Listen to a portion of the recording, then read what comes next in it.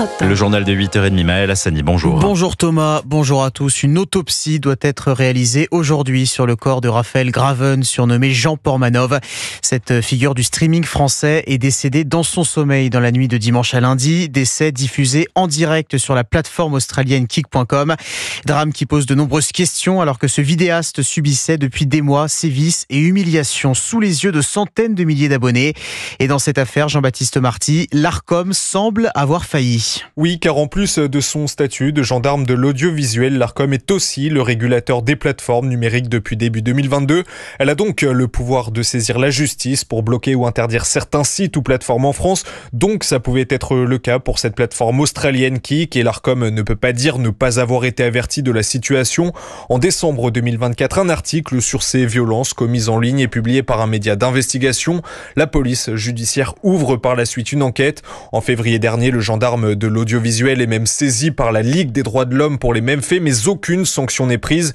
L'Arcom, de son côté, se justifie et explique qu'elle n'a pas trouvé d'interlocuteur de représentation légale de la plateforme dans l'Union européenne. Quoi qu'il en soit, l'instance aurait dû exiger, en vertu du règlement sur les services numériques, d'être mise en relation avec un dirigeant de la plateforme et de prendre des mesures en attendant cela, chose qu'elle n'a donc jamais faite. Jean-Baptiste Marty, et hier soir, l'Arcom promettait d'entrer en contact dans les prochains jours avec la plateforme australienne Kick.com.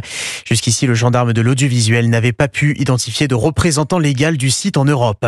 2 passagers d'une voiture sont décédés hier en fin d'après-midi suite à un éboulement sur la route nationale 205 entre Chamonix et Passy en Haute-Savoie. Les 2 victimes sont âgées d'une vingtaine d'années. Il s'agit du fils du couple qui se trouvait à l'avant du véhicule et de sa petite amie. Cette famille originaire de la Somme était en vacances dans la région. Vous êtes bien sûr Europe 1, il est 8h32. La garde à vue pourrait durer jusqu'à 96 heures. Un homme né en Algérie, entendu depuis hier matin dans le cadre de l'enquête pour meurtre ouverte suite à la découverte de 4 corps dans la Seine la semaine dernière à Choisy-le-Roi, près de Paris. Des corps repérés par un passager du RERC. Seul l'un d'entre eux a pu être identifié. Il appartient à un homme d'une quarantaine d'années tué par strangulation. Une enquête ouverte pour dégradation de biens en raison de la religion par le parquet de Thonon-les-Bains suite à la découverte de tags Free Palestine sur plusieurs voitures appartenant à des vacanciers de confession juive dans la station de Châtel en Haute-Savoie. Pour le CRIF, cela s'inscrit, je cite, dans une stratégie banalisée, utiliser le combat pour la cause palestinienne pour s'en prendre à des juifs parce qu'ils sont juifs. 614 drones et missiles russes lancés sur l'Ukraine pendant la nuit, c'est un record depuis un mois. Des villes de l'ouest du pays touchées, notamment dans la région de Lviv, où au moins une personne est décédée, une dizaine d'autres blessés, des dizaines de bâtiments résidentiels endommagés selon les autorités locales. Une nouvelle attaque russe à quelques jours d'un éventuel sommet réunissant Volodymyr Zelensky et Vladimir Poutine pour signer la paix.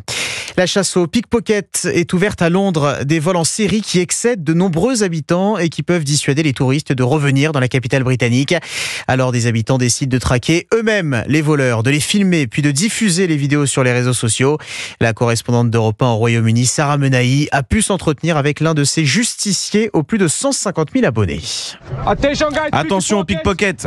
C'est avec cette phrase d'accroche et son accent brésilien que Diego Galdino s'est fait un nom sur les réseaux sociaux.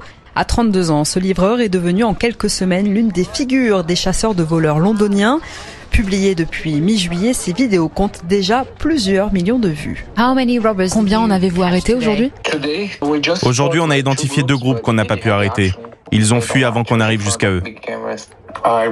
Je suis livreur à vélo et souvent lorsque j'étais arrêté à un feu rouge ou que je passais par des endroits très touristiques, je voyais que ça arrivait énormément. Alors j'ai commencé à enregistrer et à les mettre en ligne. Originaire de Curitiba, au sud du Brésil, Diego a ça dans le sang. Il est issu d'une famille de policiers. Mon père et beaucoup de mes cousins sont policiers. Donc j'ai grandi dans cet environnement, vous savez. À Londres l'an dernier, la police a enregistré près de 32 000 vols à la tire dans le seul quartier ultra touristique de Westminster. Londres, Sarah Menahi, Europe 1. L'UFC Que Choisir préconise de modérer sa consommation de produits chocolatés, en particulier pour les enfants. L'association de consommateurs met en garde contre la présence d'une quantité non négligeable de cadmium, un métal lourd présent dans les sols qui peut causer des pathologies cardiovasculaires mais aussi des cancers. Le chocolat importé d'Amérique du Sud serait particulièrement à risque. Et puis déjà plus de 45 500 signatures sur une pétition en ligne pour dire non auprès de la tapisserie de Bayeux au British Museum de Londres. Un geste diplomatique annoncé le mois dernier lors de la visite officielle d'Emmanuel Macron au Royaume-Uni, vivement critiqué par de nombreux amoureux d'art. Ce voyage pourrait en effet abîmer ce joyau médiéval. Merci Maël Hassani, votre journal à 8h30. 8h35, la météo Marion.